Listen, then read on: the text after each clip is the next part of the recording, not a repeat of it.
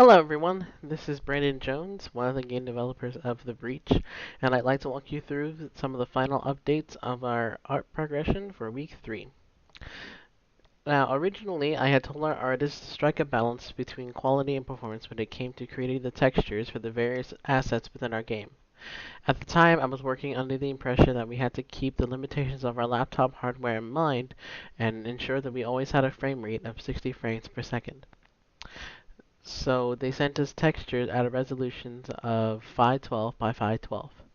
Upon speaking with our professors, I had come to the conclusion that I had made a mistake and that it would make more sense to start high and reduce the quality when necessary.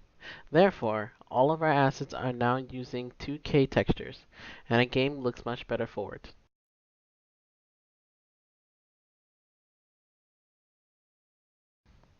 Moving on, the in-game UI has been completely redesigned, using a new font and remaking the look of the visor for the player character.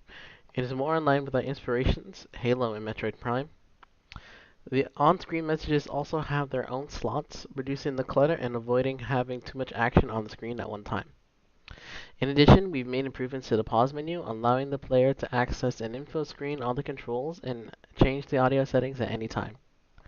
We've also introduced Unity's post-processing system into our project, using a low amount of bloom to add a glow effect to various objects within the game world.